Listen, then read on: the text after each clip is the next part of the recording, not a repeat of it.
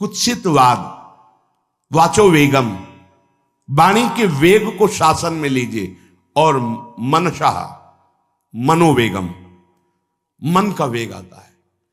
ये देखूं, ये भोगूं, आदि आदि संकल्प विकल्प, इसके वेग को सह जाओ। कुछ नहीं बोलना, सहने का मतलब होता है कुछ नहीं बोलना। मन कह रहा मुझे ऐसा करना है, मुझे ऐसा करना है, मुझे ऐसा, कुछ नहीं बोलना। कुछ भी उसकी जलन जो हो रही है किसी से नहीं कहना, शांत गंभीर, खत्म। पर उपासक क्या करता है, जो कच्चा उपासक है, नहीं नहीं अब मेरे मन में आ रहे, मेरे मन में जलन हो रही, मुझे ऐसा करना है, मुझे ऐसा नहीं।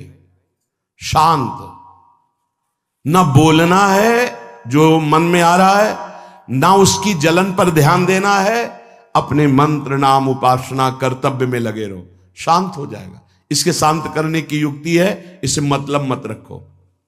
जैसे एक पागल आदमी रोड में खड़े तुम्हारे ऊपर कंकड़ फेंके, थूके, गाली दे, तो अपने लोग क्षमा भाव से कि वो पागल है, ऐसे मन अभी पागल है, इसके निर्णय पे ना हो। ये क्षण क्षण में बदल, इसको भजन से मतलब नहीं है, इसको क्षण क्षण में नवीन नवीन प्रपंच चाहिए। ये मनशा वेगम, मनोवेगम, इसका स्वरूप यही है, यही बंधन और मोक्ष का कारण है। ये क्षण क्षण में प्रपंच चाहता है। 5 ज्ञानेंद्रियों के द्वारा ये जाल रचा करता है जीव को फंसाने का। जहां हो, जैसी परिस्थिति में हो, बहुत अच्छी परिस्थिति भगवान ने दी, उसी परिस्थिति में भजन कर ले जाओ। परिस्थिति बदलने की जरूरत नहीं है, भजन करने की जरूरत है। भजन कर ले गए तो स्थिति बदल जाएगी, परिस्थिति नहीं। परिस्थितियां कहीं भी अनुकूल नहीं होती, स्थिति अनुकूल बनाई जाती। भजन के द्वारा स्थिति, जीवन में कभी कोई परिस्थिति ही ऐसी नहीं रही जिसमें भजन किया जा सके। जीवन में पूरे, अगर पूरे जीवन के तारतम्य को देखते हैं तो एक कष्ट की वेदी पर स्वाहा ही स्वाहा होता रहा है। जीवन की आहुति केवल कष्ट पर, और आज भी कष्ट ही कष्ट। फिर आप सोचोगे सुख किसे कहते हैं? ऐसे कांटों वाले पेड़ पर ऐसा सुगंधित फूल खिलता है कि जिससे परमात्मा मुग्ध हो जाता है। जीवात्मा नहीं, परमात्मा मुग्ध हो जाता है। वो ये मार्ग है। उस सुमन को लेकर वो अपने श्रृंगार में लगा लेते हैं। सुमन, सुंदर मन, ये कांटों पे खिलता है। जैसे गुलाब का फूल कांटों पे नहीं खिलता, हाँ ये कांटे हैं। हर द्वंद की पीड़ा को सहता हुआ जब उपासक आगे बढ़ता है तब सुमन खिलता है। उस सुमन को प्रियाजू अपने केश पास पे धारण करती है। उस सुमन को प्रियाजू अपने कर कमल में लेती है।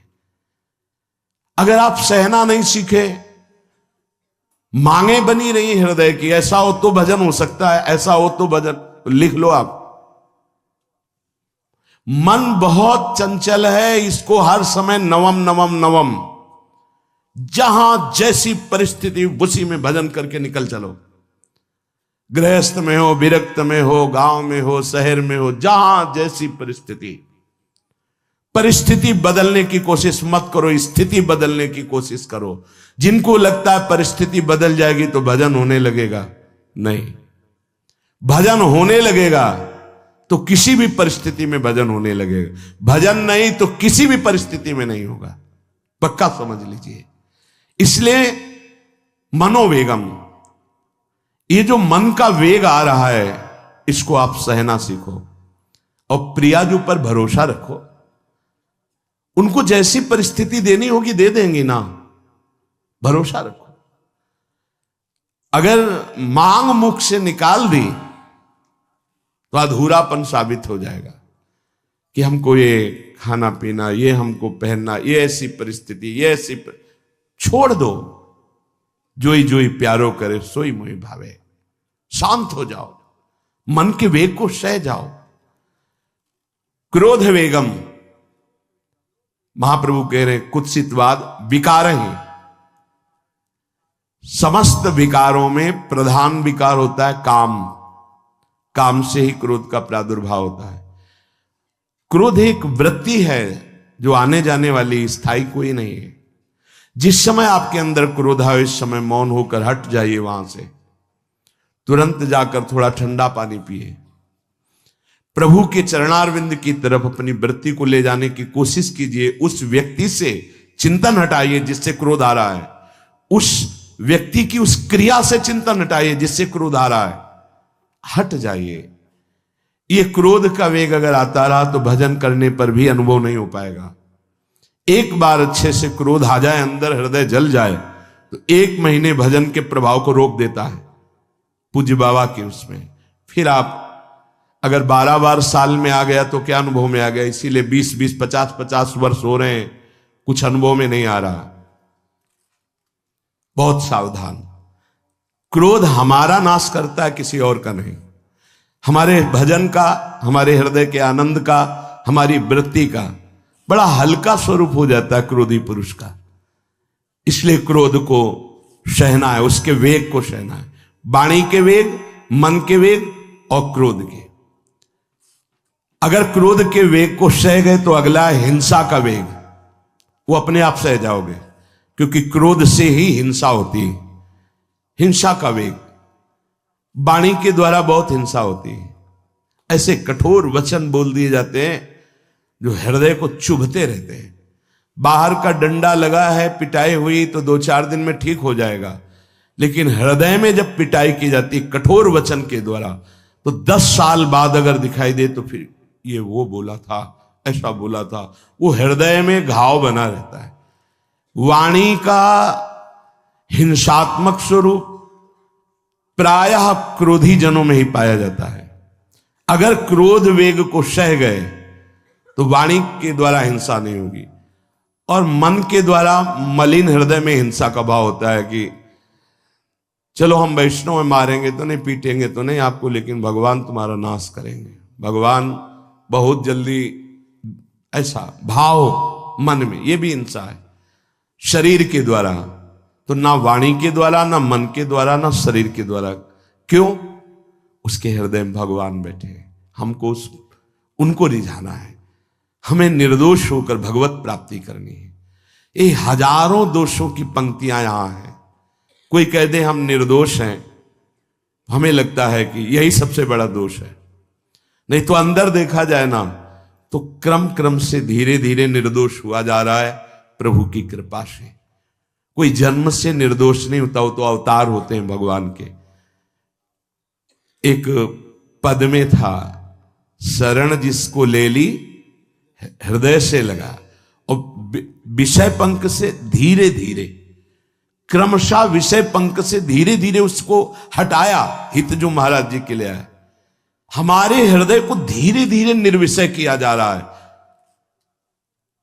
और सहत सहत बाढ़े भगत ग्रहतन गुरु हितगार, इन दोनों का मिलान कर धीरे धीरे सहाते सहाते हमें निर्विषय किया जा रहा है। आचार्य चरण, इष्ट देव, गुरुदेव कर रहे हैं, हमको राजी रहना है।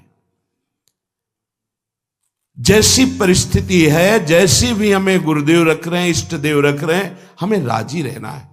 इससे क्या होगा कि हमारे अंदर क्रोध नहीं आएगा, गुस्सा नहीं आएगा। नहीं, ये इतना बेईमान मन है कि इष्ट देव पे भी गुस्सा कर सकता है, ये आचार्य पे भी गुस्सा कर सकता है, ये परम कृपालु गुरुदेव पर भी गुस्सा कर सकता है। क्रोध वेग सह गए तो वाणी और मन और शरीर के द्वारा जो हिंसा का वेग है उससे बच जाएंगे। फिर कह रहे हैं उदर वेगम, उदर वेग भूख। आप लोगों को तो हमें लगता है कि इस वेग को सहना ही नहीं पड़ता।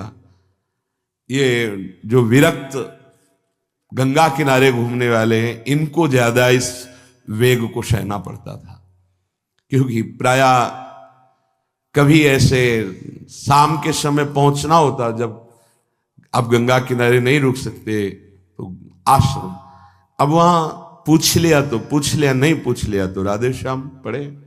अगर कोई मंदिर मिल गया तो हम आश्रम आदि कोई खोजना ही नहीं, गांव में तो जाना ही नहीं है, क्योंकि नवीन अवस्था में कभी गांव में भिक्षा भी नहीं मांगी, आकाश वृत्ति का ही आश्रय लिया जो शास्त्र सम्मत। गांव में कभी पूरे जीवन में किसी गांव में किसी एक रात्रि किसी घर में कभी शयन नहीं।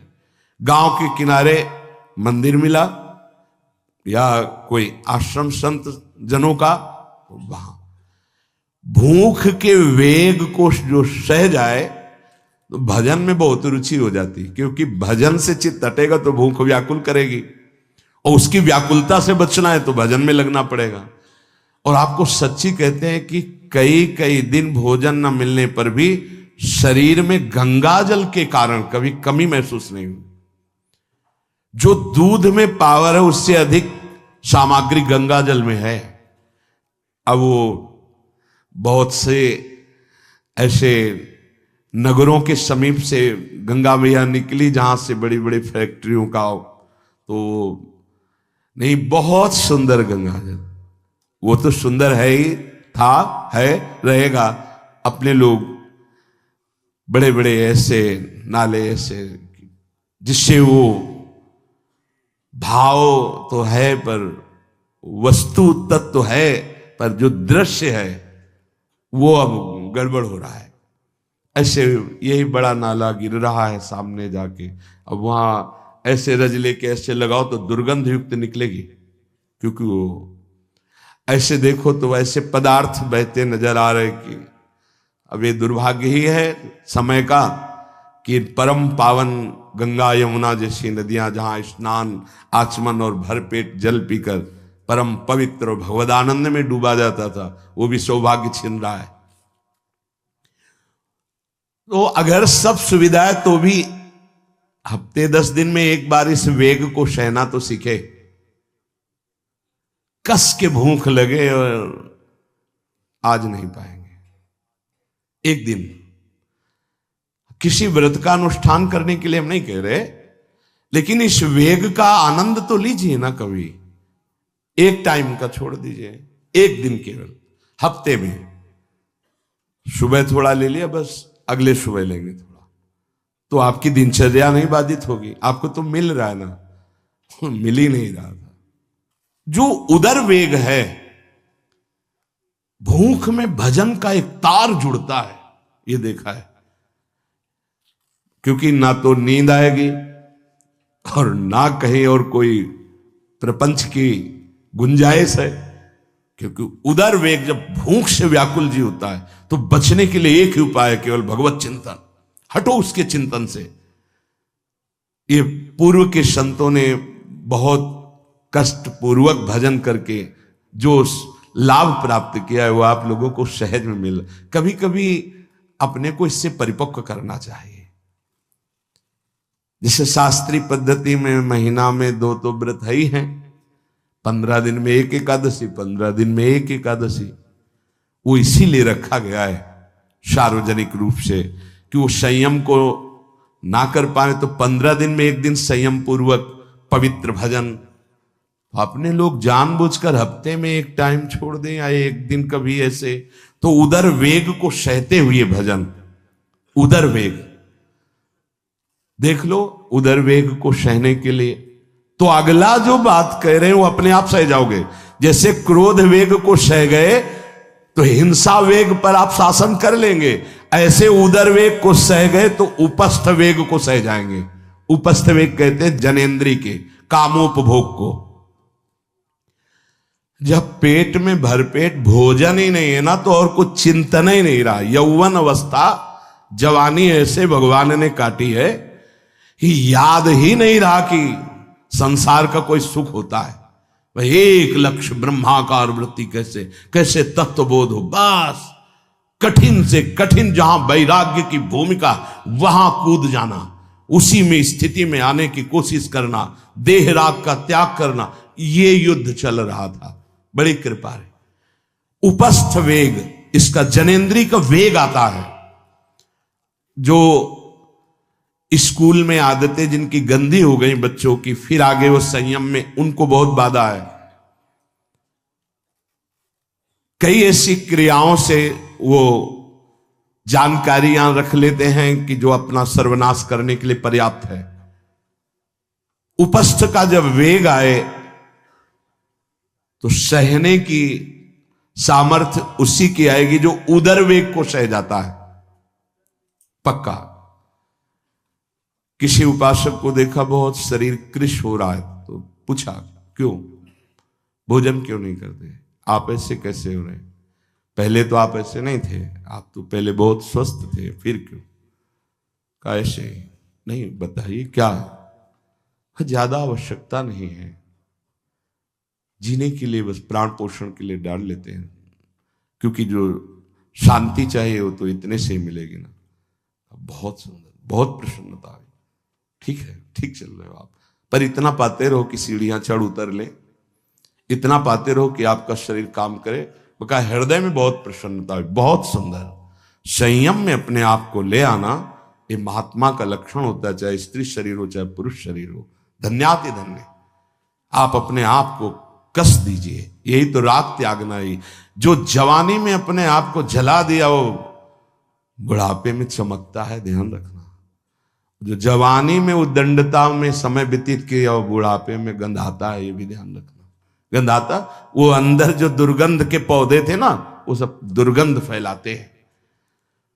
पूज्य श्री पंडित गया प्रसाद जी महाराज जी ने कहा, गृहस्थी में होते हुए भी 40 और 45 के बीच में काम विजयी हो जाना चाहिए, नहीं तो जीवन बिल्कुल बर्बाद हो जाएगा। जो कुछ गृहस्थ धर्म की सेवा है 40-45 के बीच तक हो जाए, मतलब 20 से 25 से ब्याह हुआ आपका, 40-45 तक लड़का बच्चा, इसके बाद अखंड ब्रह्मचर्य धारण कर लो। 40-45 से संयम में हो जाओ तो तुम्हारा जीवन सार्थक हो जाएगा। पूज्य पंडित गया प्रसाद जी महाराज, बहुत जरूरी है उपस्थ जनेन्द्री के वेग को सहना। पर हर वेग अपने आप में बहुत कठिन है, पर एक दूसरे से इसका तारतम्य है। यदि उदर वेग रसेंद्री को आप शासन में ले लिए तो जनेन्द्री को आप शासन में ले लेंगे, और अगर रसेंद्री को शासन में ले लिया तो जनेन्द्री को शासन में ले सके असंभव, पक्का। और जनेन्द्री रसेंद्री के सब खिलवाड़ चल रहे, तो परमार्थ और भगवत प्रेम प्राप्ति तो सब अभ्यास जिनका भगवदाकार हो गया है, वो विषयान ग्रहणम तो मुंचंत हुआ। जब इंद्रियों पर शासन बाबा ने अपने किया तो 24 घंटे में एक कवल पाते थे, एक कवल, आश्चर्य होता है। ऐसे सामने दाल रोटी सान ली गई और एक कवल जितना, बाबा सिद्धासन पद्मासन का से। और जब भगवदानंद ब्रह्मानंद में 70 घरों में एक दिन में भिक्षा में जाते थे, एक दिन भिक्षा। अब वहां गए तो एक कवल तो पाया ना, तो 70 कवल हो गए। विषयान ग्रहणंत मुंचंत हुआ, कोई फर्क नहीं पड़ा। पर हम क्या होता है कि स्थिति होती नहीं तो सिद्धों की नकल करने लगते नहीं। पहले हम साधक हैं, पहले हमारी इन वेगों पर विजय प्राप्त करने की वृत्ति आनी चाहिए। वाणी का वेग, मन का वेग, क्रोध का वेग, हिंसा का वेग, उदर का वेग और जनेन्द्री का वेग, एतान वेगान सहते यस्तु विद्वान।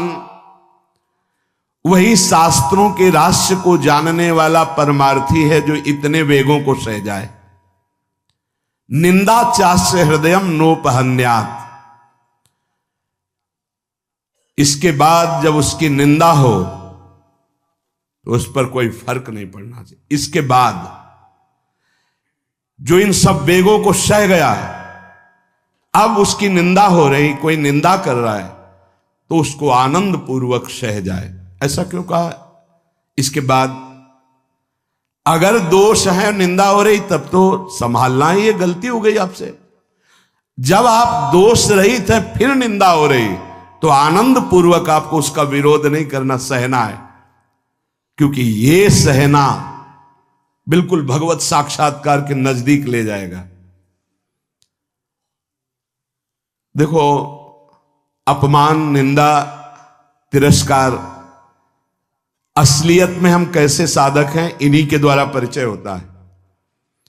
पूज्य स्वामी श्री अनंग बोधाश्रम स्वामी जी महाराज बड़े महापुरुष थे, जिनको स्वयं करपात्री जी महाराज मूर्तिमान ब्रह्म कह के साष्टांग दंडवत करते, दिगंबर रहते थे, नंग दड़न, केवल गंगा के ही तट पे। वो महीने 2 महीने में और कहीं नहीं जाते थे। एक बड़े वकील साहब थे, वो भिक्षुकों को रोटी दाल ऐसे रोज बंटवाते थे, उनकी पंक्ति में लगने जाते थे। महीने 2 महीने में एक बार पंक्ति में लगते थे जाके, नंग धड़ंग अवधूत वेश जटाएं, और जरूर ऐसी चेष्टा करते थे जिससे उनको धक्का मुक्की लगा दी जाए। तो एक दिन गए, लाइन में खड़े हुए, फिर 2 लोगों को क्रॉस करके आगे लाइन में, फिर आगे लाइन, तो जो नौकर डंडा लिए खड़े थे उन्होंने कहा तुम्हें बार बार मना किया, 1-2 डंडे लगे, फिर आगे जाके खड़े हो, तो धक्का मारा, पीछे किया। और ऐसा ये महीने 2 महीने में वहां सहने जाते थे। अचानक उस दिन वकील निकले, उन्होंने देखा अरे स्वामी अनंगबोधास, पता है तुम्हें कौन? साष्टांग दंड। उस दिन से जाना बंद कर दिया। फिर एक दिन गए थे प्रभुदत्त ब्रह्मचारी जी के यहां, कहां असनी है और कहां जोशी, गंगा किनारे पूरी रात चल करके पहुंचे। 2 बजे आवाज लगाई, ब्रह्मचारी। तो स्वामी जी उतरे नीचे, साष्टांग दंड, बैठे। उनका स्वामी जी 2 बजे रात, बोले हाँ ऐसे मन आया, आगे कुछ खवाओगे पियाओगे? स्वामी जी, और वो भी परमहंस ब्रह्मचारी जी, बहुत संयमी महापुरुष प्रभुदत्त ब्रह्मचारी। टीन में कुछ आटा रखा, तो बोले स्वामी जी कहो तो रोटी बना दे। बोले हाँ बनाओ। रोटी और नमक ऐसे पाए, जितना टीन में आटा था सब पागल, जो 2-4 किलो जो भी। तो बोले स्वामी जी आटा तो खत्म हो गया। बोले हाँ, भोजन का स्वाद तो साधु ही जानता है। फिर उठे, झूसी से असनी, फिर पैदल। हे संतों की मौत, अपमान, तिरस्कार, क्षुधा, हर वेग, ये हमारी कसौटी है।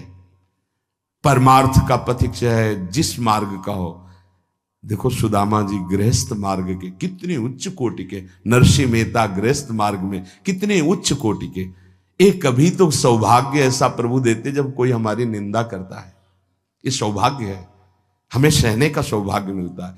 कभी तो कोई अपमान करता है जब, तो भगवान से प्रेरित होकर वो सौभाग्य मिलता है। ये साधक को उस समय चिड़चिड़ा नहीं होना चाहिए, उस समय मुस्कुराना चाहिए कि आज मेरी स्थिति का थर्मामीटर डाला जा रहा है, कैसे हो, नहीं आनंदित है।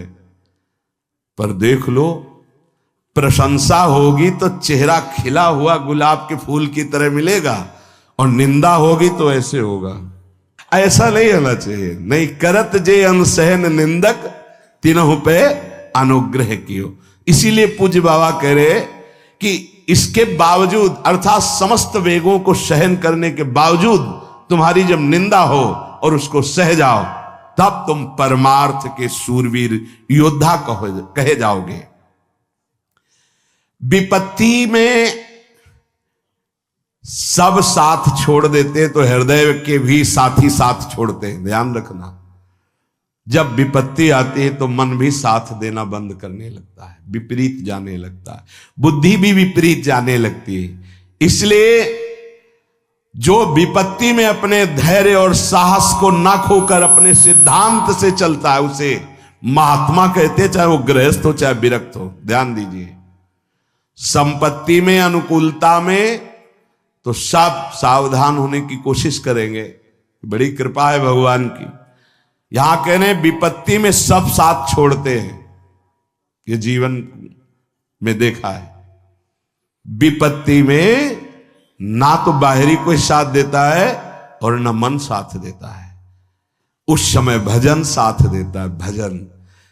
विपत्ति में हृदय को जो दृढ़ रखे, धैर्यवान और साहस बिल्कुल ना गिरने पावे, आगे बढ़ो, नाम जब तुम्हारा भजन वैसे ही चलना चाहिए, तब समझना चाहिए कि हमारी साधना परिपक्व।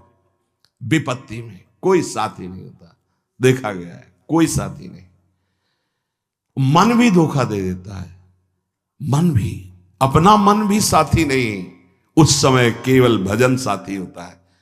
तभी विपत्ति को कुंती जी ने मांगा, क्योंकि उस समय एक ही साथी होता है, हरि बस। संपत्ति में तो बहुत साथी मिल जाएंगे, अब तो साथी ही साथी हैं, जिधर देखो उधर साथी हैं। और उस समय तो जिधर देखो उधर केवल हरि है, दूसरा कोई है नहीं। ये बड़ा सुख मिलता है जब तिरस्कार और विपत्ति एक साथ होती है, तो सीधे प्रभु से फोन में बात होती, सीधे प्रभु होते हैं कि आपके सिवा को। इसीलिए बहुत प्रवीण है कुंती माता, इसीलिए कहा कि मुझे विपत्ति दीजिए जो हर कदम में आपका स्मरण कराती है। अच्छा, प्रभु जब कृपा करते हैं तो ऐसी विपत्ति देते हैं कि अंतिम श्वास तक वो बनी ही रहती है, अंतिम श्वास तक बनी रहती है।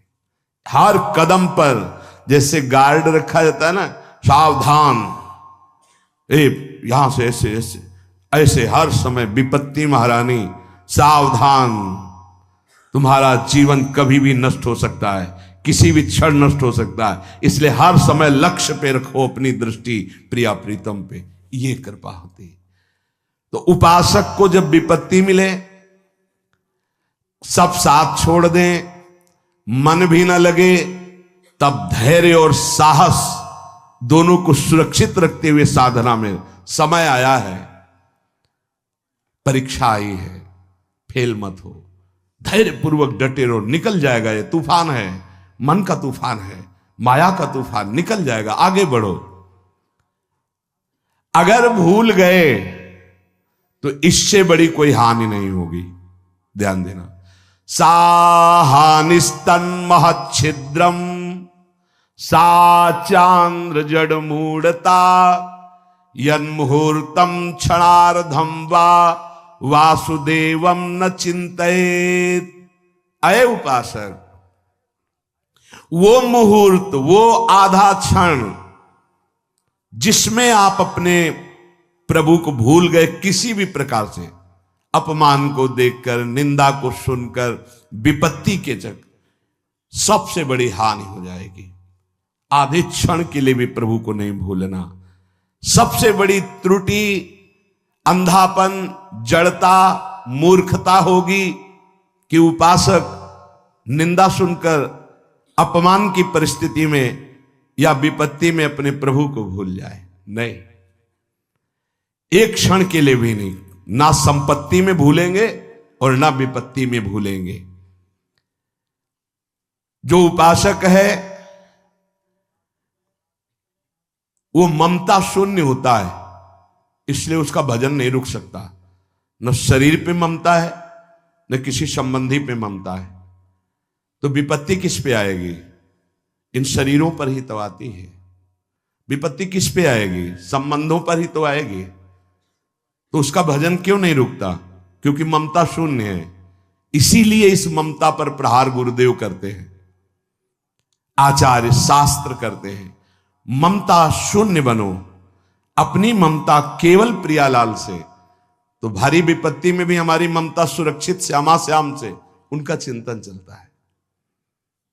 एक एक कदम पर वो मुस्कुराते नजर आते हैं जब किसी का सहारा नहीं होता, किसी का भरोसा नहीं होता, कोई अपना नहीं होता है।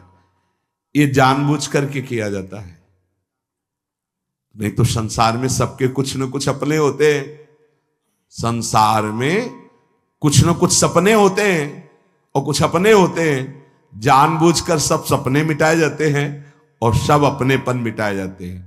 हमारा स्वप्न भी प्रभु होते, कल्पना, भावना, चाहत, गति, जो हमारे प्रभु होते हैं, और हमारा अपनापन भी प्रभु से होता है। अब व्यवहार में सब अपने हैं। अब देख लो, पहले एक बार अपनापन हटाया, ममता हटाई, प्रभु के चरणों में रखी, इसके बाद अब सबसे प्रभु भाव से नाते नेह राम के मने, अब कोई फर्क नहीं। पर अभी ममता से समता में नहीं पहुंचे, इसलिए ममता हटानी है। एक बार हटाओ, अपने शरीर से, अपने संबंध से, अपने इंद्रियों के भोगों से ममता हटाकर श्री जी के चरणों में। एक अहमता ममता ये जग में है दुखदाई, ये जब श्री जी की ओर लगे तो होत परम सुखदाई। उपासक को क्यों विघ्न नहीं पड़ता भजन में? क्योंकि उसकी कहीं ममता ही नहीं होती। अमुक पधार गए, वो तो मृत्यु लोक है, जाना ही है, राधा राधा राधा।